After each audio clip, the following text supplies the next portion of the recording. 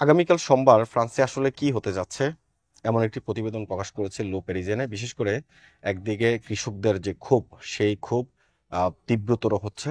অন্যদিকে ফ্রান্সের ট্যাক্সি ড্রাইভাররা তারা যে আন্দোলন করছে এবং লাগাতার যে আন্দোলন, সোমবার তারা আরো বৃহৎ পরিকল্পনা ঘোষণা করেছে। ইতিমধ্যে তারা ফ্রান্সের সবচেয়ে বড় এয়ারপোর্ট শার্দগুলোর দিকে তারা মুভমেন্ট করবে, প্যারিসের বিভিন্ন সড়ক তারা অবরোধ করবে। অন্যদিকে কৃষকদের যে সংগঠনগুলো আছে তারা কিন্তু এখন একত্রিত হয়েছে। প্রথমে যে ইয়াং ফার্মারদের যে সংগঠন, এই সংগঠন আন্দোলনের ডাক দিল। এখন কিন্তু আরো কয়েকটি সংগঠন তাদের সাথে যুক্ত হয়েছে। বলা হচ্ছে 150 থেকে 200 ট্রাক্টর নিয়ে তারা প্যারিসে প্রবেশ করবে এবার। যদিও এর আগের খবর ছিল প্যারিসে প্রবেশ করার যে হাইওয়ে রুটগুলো আছে সেই রুটগুলো ব্লক করা রাখা ছিল এবং তারা ব্লকেট দিয়ে সেখানে তারা আন্দোলন করছিল।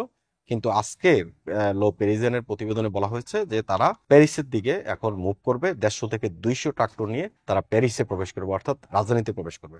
একদিকে ট্যাক্সি ড্রাইভারদের আন্দোলন, অন্যদিকে কৃষকদের আন্দোলন। দুই আন্দোলনে জনদুর্ভোগ দুর্ভোগ কি পরিমাণে যে তৈরি হবে সেটা বোঝাই যাচ্ছে। এই নিয়ে প্রশাসনের অনেক উদ্বিগ্ন থাকার একটা পরিস্থিতি তৈরি হচ্ছে। প্রশাসন আসলে কোন দিকে মেনটেন করবে, পুলিশের সদস্যরা কোথায় কাজ করবে, দুই আন্দোলন কিভাবে সামাল দিবে, এ নিয়ে তাদের মধ্যে একটা পরিকল্পনা চলছে। যেহেতু বিমানবন্দর হচ্ছে একটা গুরুত্বপূর্ণ জায়গা এবং বিমানবন্দর বন্ধ করে দেয়া হলে বিমানবন্দরের রাস্তা জনদুর্ভোগ তো তৈরি হবে। কারণ বিমানে যাতায়াত করার যে রাস্তা যদি তারা ব্লক করে দেয়, সেখানে মানুষ আর সেখানে যাতায়াত করতে পারবে না, মানুষ যেতে পারবে না। এর আগে দেখা গেছে যে তারা প্যারিসের মূল সড়ক দখল করে সেখানে টায়ারে আগুন লাগিয়ে দিয়েছে, তারপরে বাজি ফুটিয়েছে, সেখানে ফটকা ফুটিয়েছে, পুলিশের সাথে দফায় দফায় সংঘর্ষ করেছে।